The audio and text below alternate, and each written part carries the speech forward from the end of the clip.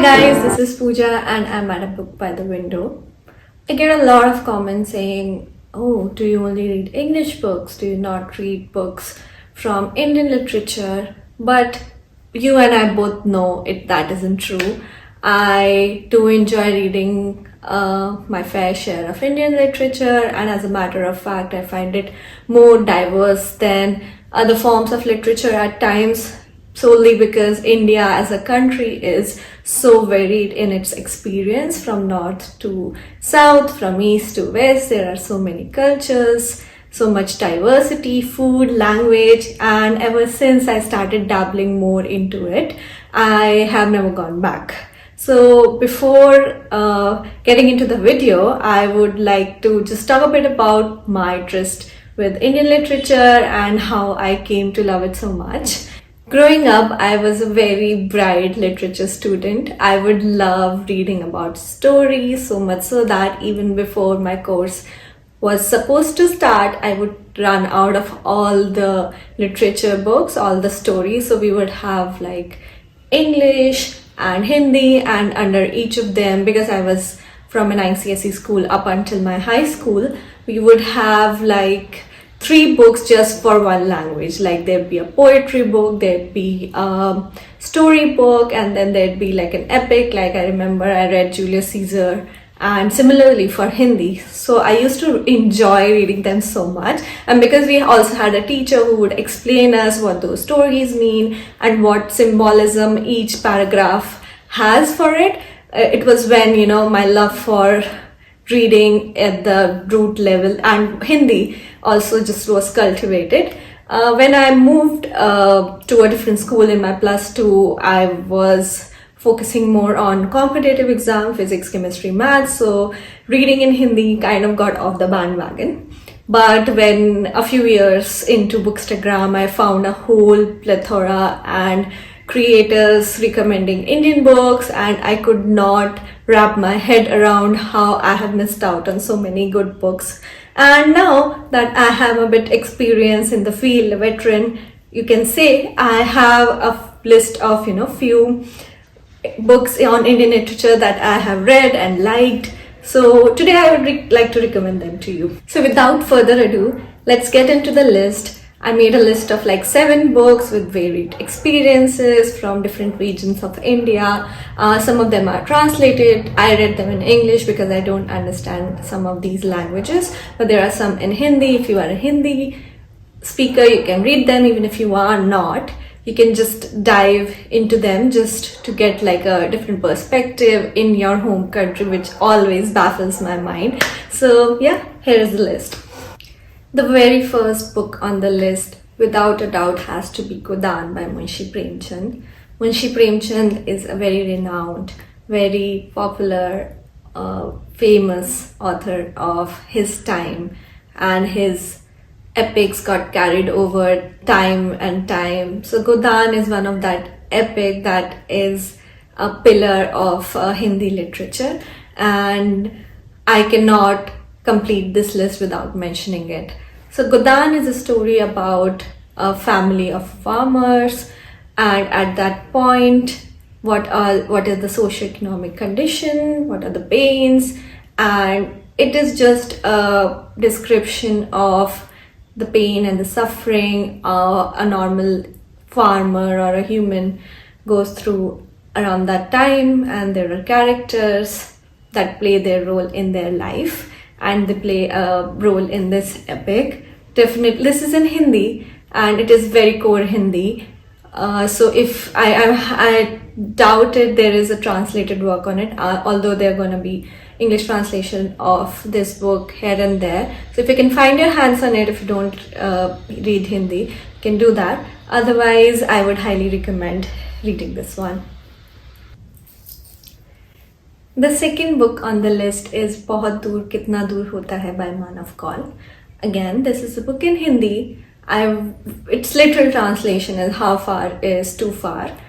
And this in itself, like Manav Kaul is a writer who writes about everyday thing in a very beautiful manner. It's all about the prose and his daily observations. I read this book. It was one of those first books that I read when I wanted to get back into just reading Hindi, and I loved the experience. For it talks about his travels around Europe and what he observed, and slow traveling, slow living, just having a coffee in a cafe, not being very concerned about where money is coming to come from, where his dreams are going, where his life is going, which is his whole character. He embodies those personality traits, and just reading it wanted to make me just fly to Europe, make a trip for myself. Now that I live in London, it just feels like I've come a full circle. And there are places in the book that he mentions where other writers have lived their lives. I have not been able to go there, but it is one of my living dream to walk the streets where these writers walked once. I don't know when that is going to happen, but definitely a book that took me with it and brought my love for just reading Hindi back again. The third book on the list is One Part Woman by Perimal Murugan. Now, this is a translated piece of work, originally written in Tamil. It is a very hard-hitting but totally believable story. You know, in India, the social aspect governs so much of your life. It doesn't go unnoticed, and we often hear stories that strike us as unbelievable, but they are totally believable because we live in a society that emphasizes pride over individual flaws. And this is a story about a couple who are trying to conceive but haven't been able to do so for 12 years, their tryst and how they are treated in the society. And one night, just what happens in a festival, the ending is very striking too.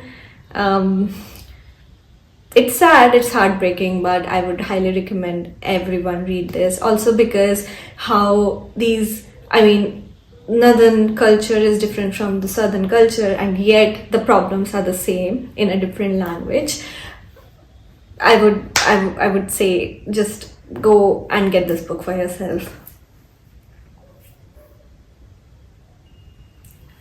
The fourth book on the list is Ghachar Kochar by Vivek Shambang. This is originally written in Kannada and it's translated. I read it in English again, and I was in Bangalore, so how can I not read Kannada literature? It's a very interesting book. It is thrilling. It is a short read. It is very crisp, and there are twists and turns, and also just a Bangalore house, the food, the mornings, the again socioeconomic condition, the roles of a man and woman in the society. They are all the same but with a different air, and the ending is also pretty nice. Very short, crisp book, under like 150 pages, and if you can get your hands on it, just do it ASAP. The fifth book has got to be Shantaram by Gregory David Roberts. A lot of people would have already heard about this book, but this is a book that I read many years ago, like even before I was on Bookstagram, and someone recommended it to me. It is a very thick book. It is, I think, 1200 pages thick. I think I wasn't ready to read it that time around, but then I did read it, and it just stuck with me so far. It is an epic about a convict who has fled from Australian prison, and he finds himself in Bombay around the time there are drug lords, and around the time of the bomb blast, and it takes you through a Mumbai that is just rising up, and a crime, and he wants to disappear and not be found, and he deals with substance abuse, and all his demons just carry him around his whole life and how he gets out of them. It's a story to marvel at. It is such a motivating read. It just brings all the flaws of a human character on the surface. So why would you not wanna get your hands on it? I understand it's very thick, but it's an experience in itself. I highly recommend. The sixth book on the list is The Aunt Who Wouldn't Die by Shishendu Mukhopadhyay. This is another translated book, translated from Bengali. It's very interesting. It is small, but it's very interesting in the sense that it takes you along three generations. There are three generations of women living in a house, which so happen in India. Joint families live together under the same roof, and generations of people have been living there. And this new bride enters into this house, and she's all set to become the devout wife as is expected of her. But what she does not know, that there is an aunt, her aunt-in-law lives there, and she's a ghost. So the story is very funny at times, but also strikes back home, because a lot of these emotions you would have seen with your mom or a generation above you, your aunts making snide remarks and gossiping, and just this tight-knit family structure which you cannot escape, just even if you want to, but it's still fun to read, and it has a nice ending to it too. So I would recommend that too. Like that, we're at the end of the list. The last book on the list is The Midnight Children by Salman Rushdie. You cannot go wrong with Salman Rushdie. You cannot complete a list of books like this without mentioning this author.